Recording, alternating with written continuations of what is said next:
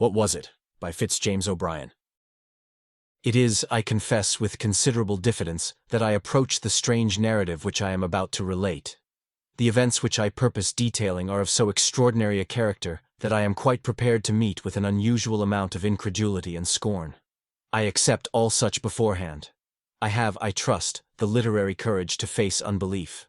I have, after mature consideration, resolved to narrate, in as simple and straightforward a manner as I can compass, some facts that passed under my observation in the month of July last, and which, in the annals of the mysteries of physical science, are wholly unparalleled.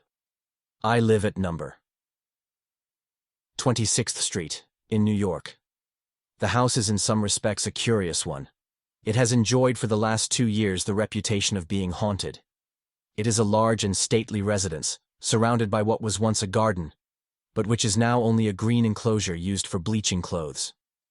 The dry basin of what has been a fountain, and a few fruit trees, ragged and unpruned, indicate that this spot in past days was a pleasant, shady retreat, filled with fruits and flowers and the sweet murmur of waters. The house is very spacious. A hall of noble size leads to a large spiral staircase winding through its center, while the various apartments are of imposing dimensions.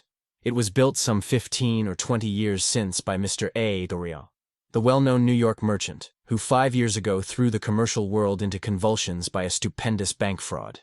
Mr. A., as everyone knows, escaped to Europe and died not long after of a broken heart. Almost immediately after the news of his decease reached this country and was verified, the report spread in 26th Street that No. Bavora was haunted.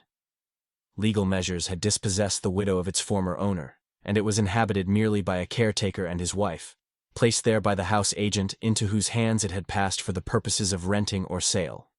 These people declared that they were troubled with unnatural noises. Doors were opened without any visible agency. The remnants of furniture scattered through the various rooms were, during the night, piled one upon the other by unknown hands. Invisible feet passed up and down the stairs in broad daylight, accompanied by the rustle of unseen silk dresses and the gliding of viewless hands along the massive balusters. The caretaker and his wife declared they would live there no longer. The house agent laughed, dismissed them, and put others in their place.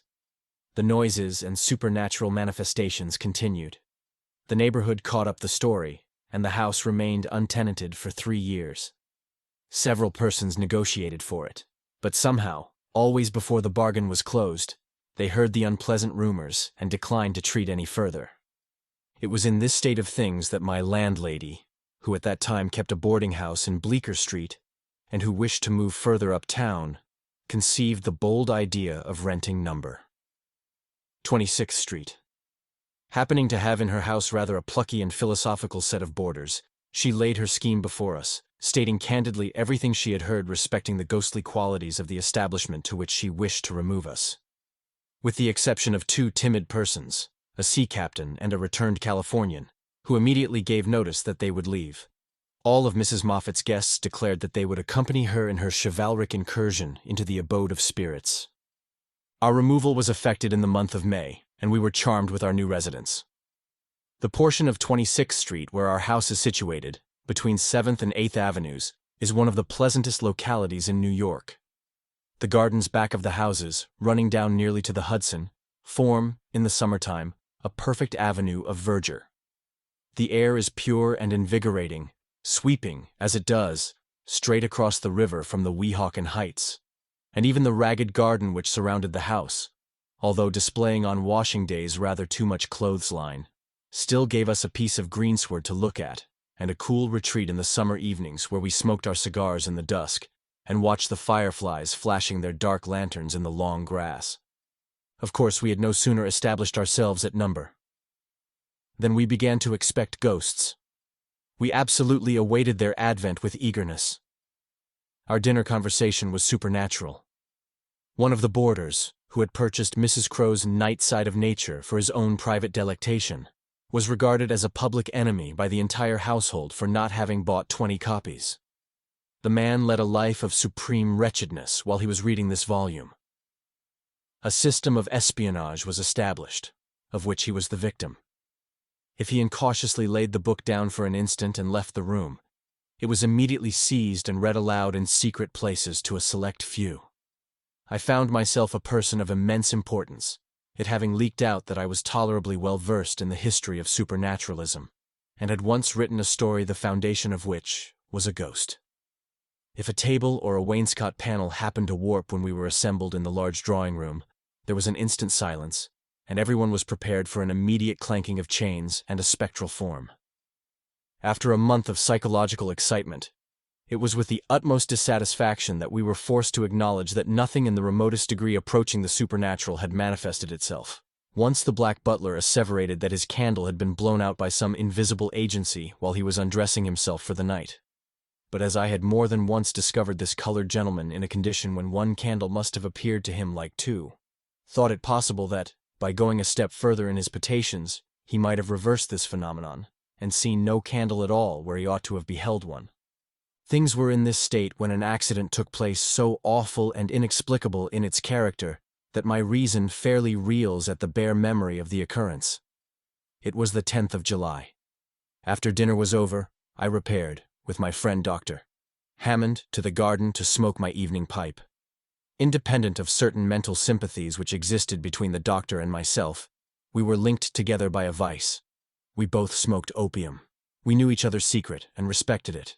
We enjoyed together that wonderful expansion of thought, that marvelous intensifying of the perceptive faculties, that boundless feeling of existence when we seem to have points of contact with the whole universe. In short, that unimaginable spiritual bliss, which I would not surrender for a throne, and which I hope you, reader, will never, never taste. Those hours of opium happiness which the doctor and I spent together in secret were regulated with a scientific accuracy. We did not blindly smoke the drug of paradise and leave our dreams to chance. While smoking, we carefully steered our conversation through the brightest and calmest channels of thought. We talked of the East and endeavored to recall the magical panorama of its glowing scenery. We criticized the most sensuous poets, those who painted life ruddy with health, brimming with passion, happy in the possession of youth and strength and beauty. If we talked of Shakespeare's Tempest, we lingered over Ariel and avoided Caliban. Like the Gebers, we turned our faces to the east and saw only the sunny side of the world. This skillful coloring of our train of thought produced in our subsequent visions a corresponding tone. The splendors of Arabian fairyland dyed our dreams. We paced the narrow strip of grass with the tread and port of kings. The song of the Rana arborea, while he clung to the bark of the ragged plum tree, sounded like the strains of divine musicians. Houses, walls, and streets melted like rain clouds, and vistas of unimaginable glory stretched away before us. It was a rapturous companionship. We enjoyed the vast delight more perfectly because, even in our most ecstatic moments, we were conscious of each other's presence. Our pleasures, while individual, were still twin, vibrating and moving in musical accord. On the evening in question, the 10th of July, the doctor and myself drifted into an unusually metaphysical mood. We lit our large meerschaums, filled with fine Turkish tobacco, in the core of which burned a little black nut of opium, that, like the nut in the fairy tale, held within its narrow limits wonders beyond the reach of kings. We paced to and fro, conversing. A strange perversity dominated the currents of our thought. They would not flow through the sunlit channels into which we strove to divert them. For some unaccountable reason, they constantly diverged into dark and lonesome beds where a continual gloom brooded. It was in vain that, after our old fashion, we flung ourselves on the shores of the East and talked of its gay bazaars, of the splendors of the time of Harun, of harems and golden palaces. Black afrits continually arose from the depths of our talk and expanded, like the one the fisherman released from the copper vessel, until they blotted everything bright from our vision. Insensibly, we yielded to the occult force that swayed us and indulged in gloomy speculation. We had talked some time upon the proneness of the human mind to mysticism and the almost universal love of the terrible, when Hammond suddenly said to me, "What do you consider to be the greatest element of terror?" The question puzzled me. That many things were terrible I knew.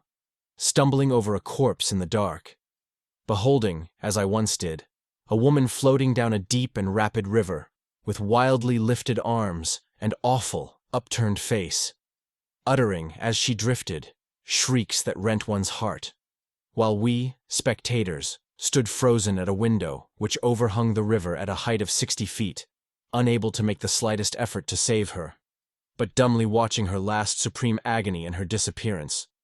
A shattered wreck, with no life visible, encountered floating listlessly on the ocean, is a terrible object, for it suggests a huge terror, the proportions of which are veiled. But it now struck me for the first time that there must be one great and ruling embodiment of fear, a king of terrors, to which all others must succumb. What might it be? To what train of circumstances would it owe its existence? "I confess, Hammond," I replied to my friend, "I never considered the subject before. That there must be something more terrible than any other thing, I feel. I cannot attempt, however, even the most vague definition." "I am somewhat like you, Harry," he answered. "I feel my capacity to experience a terror greater than anything yet conceived by the human mind, something combining in fearful and unnatural amalgamation hitherto supposed incompatible elements. The calling of the voices in Brockden Brown's novel of Wieland is awful. So is the picture of the dweller of the threshold in Bulwer's Zanoni. But," he added, shaking his head gloomily, "there is something more horrible still than those—" "Look here, Hammond," I rejoined. "Let us drop this kind of talk for heaven's sake. We shall suffer for it, depend on it." "I don't know what's the matter with me tonight," he replied, "but my brain is running upon all sorts of weird and awful thoughts. I feel as if I could write a story like Hoffmann tonight, if I were only master of a literary style. Well, if we are going to be Hoffmannesque in our talk, I'm off to bed. Opium and nightmares should never be brought together. How sultry it is. Good night, Hammond." "Good night, Harry. Pleasant dreams to you." "To you, gloomy wretch, Afrits, ghouls, and enchanters." We parted, and each sought his respective chamber. I undressed quickly and got into bed, taking with me, according to my usual custom, a book, over which I generally read myself to sleep. I opened the volume as soon as I had laid my head upon the pillow, and instantly flung it to the other side of the room. It was Goudon's History of Monsters, a curious French work which I had lately imported from Paris, but which, in the state of mind I had then reached, was anything but an agreeable companion. I resolved to go to sleep at once, so, turning down my gas until nothing but a little blue point of light glimmered on the top of the tube, I composed myself to rest. The room was in total darkness. The atom of gas that still remained alight did not illuminate a distance of 3 inches round the burner. I desperately drew my arm across my eyes, as if to shut out even the darkness, and tried to think of nothing. It was in vain. The confounded themes touched on by Hammond in the garden kept obtruding themselves on my brain. I battled against them. I erected ramparts of would-be blackness of intellect to keep them out. They still crowded upon me. While I was lying still as a corpse, hoping that by a perfect physical inaction I should hasten mental repose, an awful incident occurred. A something dropped, as it seemed, from the ceiling, plumb upon my chest, and the next instant I felt 2 bony hands encircling my throat, endeavoring to choke me. I am no coward, and am possessed of considerable physical strength. The suddenness of the attack, instead of stunning me, strung every nerve to its highest tension. My body acted from instinct, before my brain had time to realize the terrors of my position.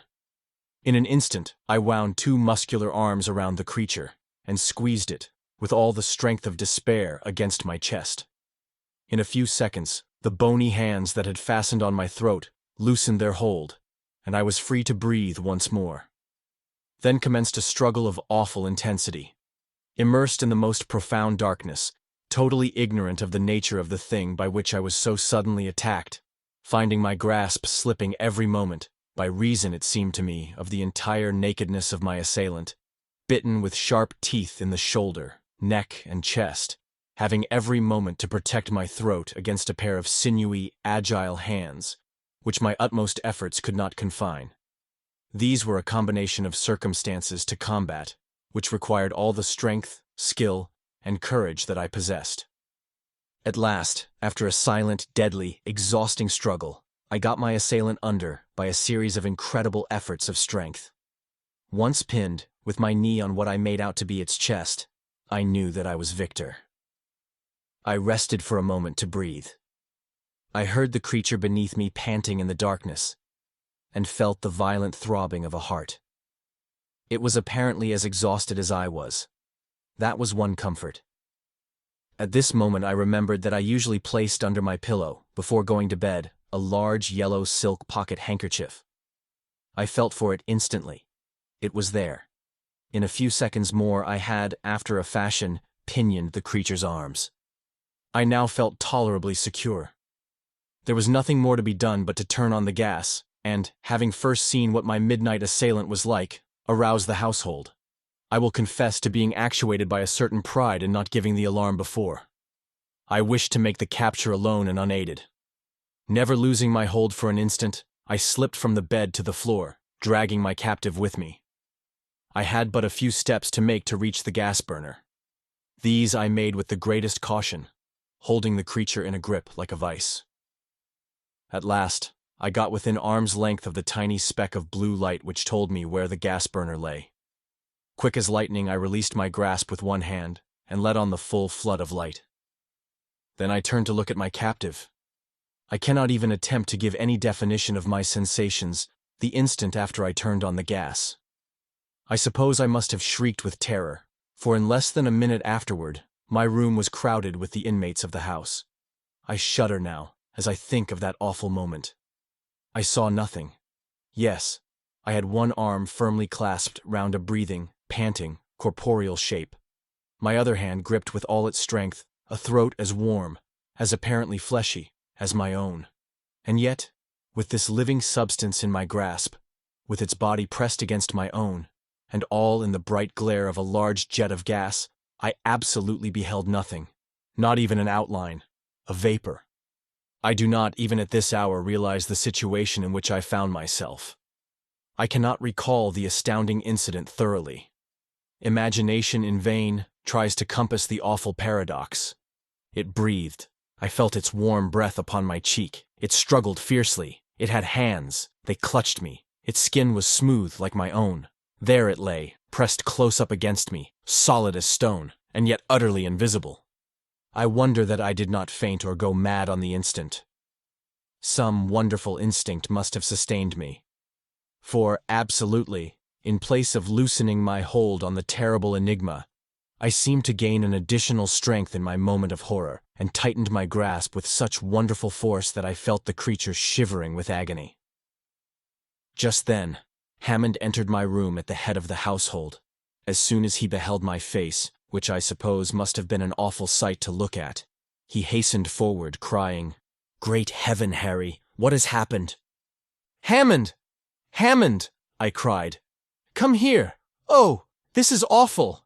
I have been attacked in bed by something or other, which I have hold of, but I can't see it. I can't see it." Hammond, doubtless struck by the unfeigned horror expressed in my countenance, made 1 or 2 steps forward with an anxious yet puzzled expression. A very audible titter burst from the remainder of my visitors. This suppressed laughter made me furious. To laugh at a human being in my position. It was the worst species of cruelty.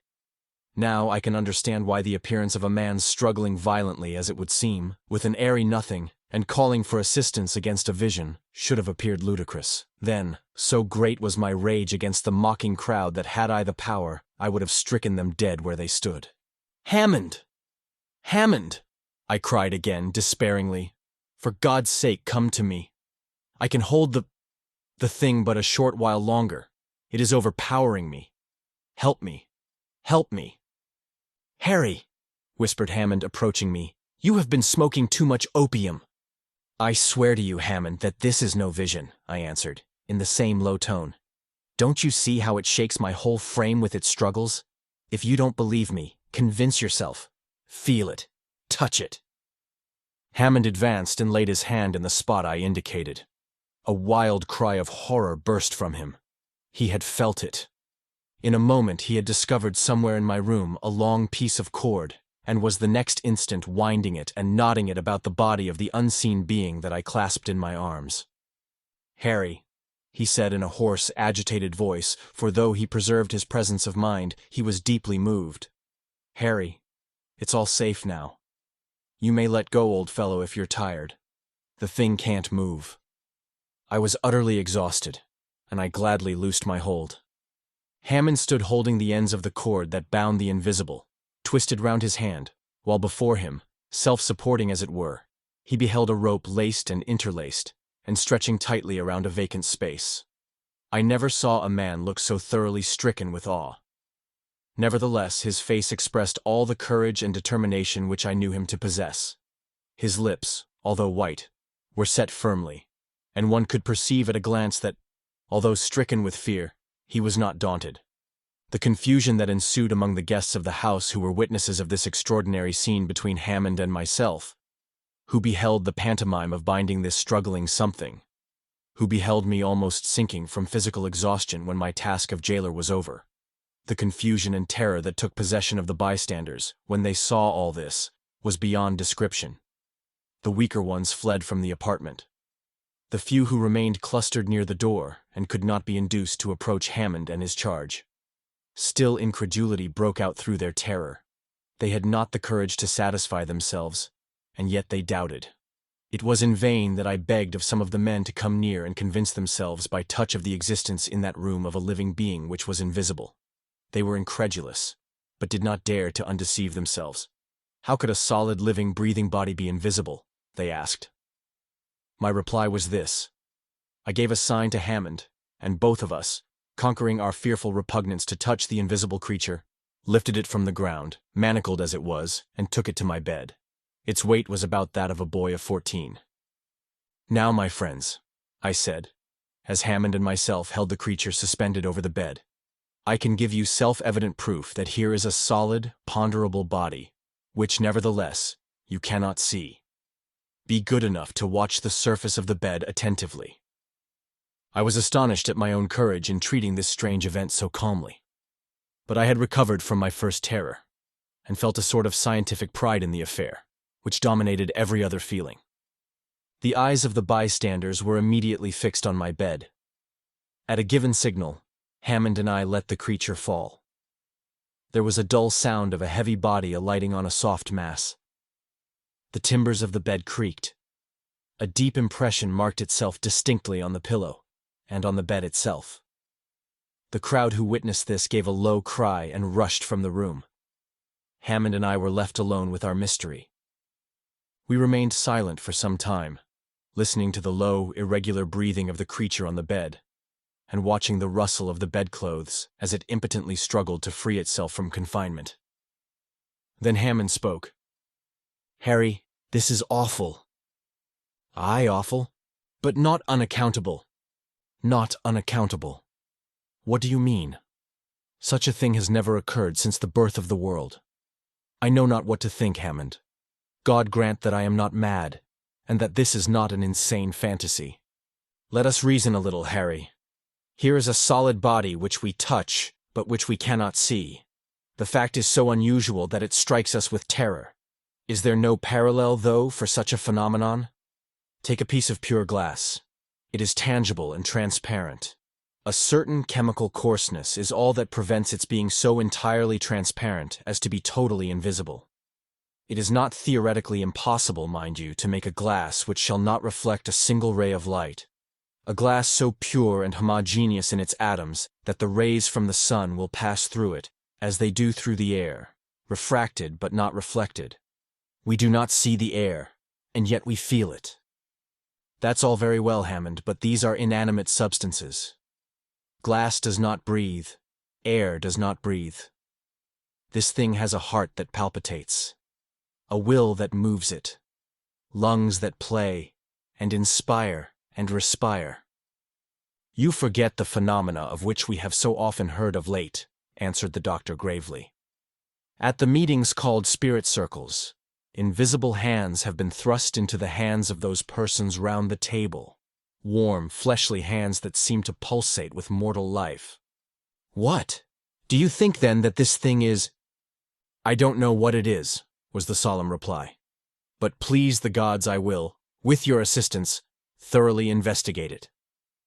We watched together, smoking many pipes all night long, by the bedside of the unearthly being that tossed and panted until it was apparently wearied out.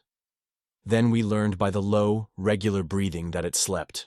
The next morning, the house was all astir. The boarders congregated on the landing outside my room, and Hammond and myself were lions.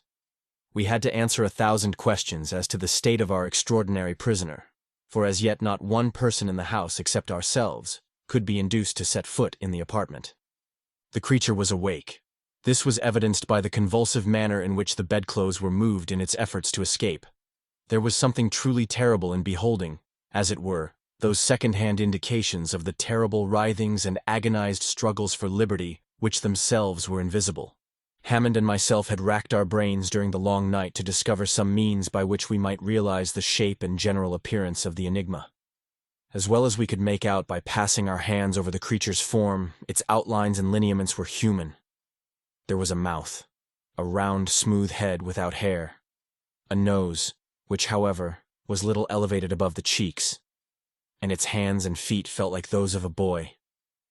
At first we thought of placing the being on a smooth surface and tracing its outlines with chalk, as shoemakers trace the outline of the foot. This plan was given up as being of no value. Such an outline would give not the slightest idea of its conformation. A happy thought struck me. We would take a cast of it in plaster of Paris. This would give us the solid figure, and satisfy all our wishes. But how to do it? The movements of the creature would disturb the setting of the plastic covering and distort the mold. Another thought, why not give it chloroform? It had respiratory organs. That was evident by its breathing. Once reduced to a state of insensibility, we could do with it what we would. Dr. X was sent for, and after the worthy physician had recovered from the first shock of amazement, he proceeded to administer the chloroform. In 3 minutes afterward, we were enabled to remove the fetters from the creature's body, and a modeler was busily engaged in covering the invisible form with the moist clay. In 5 minutes more we had a mold, and before evening, a rough facsimile of the mystery. It was shaped like a man, distorted, uncouth, and horrible, but still a man. It was small, not over 4 feet and some inches in height, and its limbs revealed a muscular development that was unparalleled. Its face surpassed in hideousness anything I had ever seen. Gustave Doré, or Callot, or Tony Johannot, never conceived anything so horrible.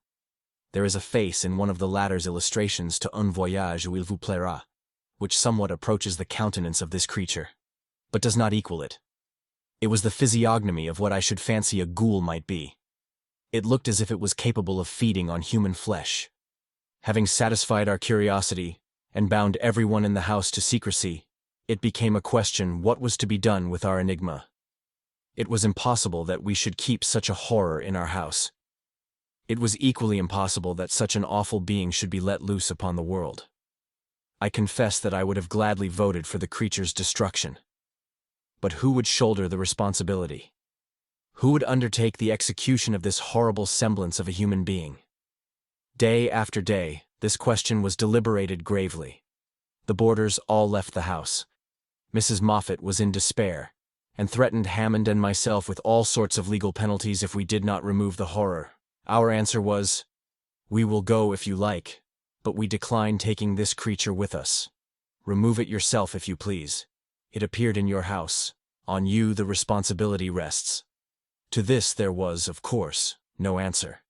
Mrs. Moffat could not obtain for love or money a person who would even approach the mystery. The most singular part of the affair was that we were entirely ignorant of what the creature habitually fed on. Everything in the way of nutriment that we could think of was placed before it, but was never touched. It was awful to stand by, day after day, and see the clothes toss, and hear the hard breathing, and know that it was starving. 10, 12 days, a fortnight passed, and it still lived. The pulsations of the heart, however, were daily growing fainter, and had now nearly ceased. It was evident that the creature was dying for want of sustenance. While this terrible life struggle was going on, I felt miserable. I could not sleep. Horrible as the creature was, it was pitiful to think of the pangs it was suffering. At last, it died. Hammond and I found it cold and stiff one morning in the bed. The heart had ceased to beat. the lungs to inspire. We hastened to bury it in the garden. It was a strange funeral, the dropping of that viewless corpse into the damp hole. The cast of its form I gave to Dr. X, who keeps it in his museum in 10th Street. As I am on the eve of a long journey from which I may not return, I have drawn up this narrative of an event the most singular that has ever come to my knowledge. The end. Best Audiobooks for Free hopes that you have enjoyed this production of What Was It? By Fritz-James O'Brien. Please subscribe to our channel on YouTube and Rumble, as your subscription is the support we need to create more great, free content. Please look to our website at bestaudiobooksforfree.com for a complete list of our audiobooks.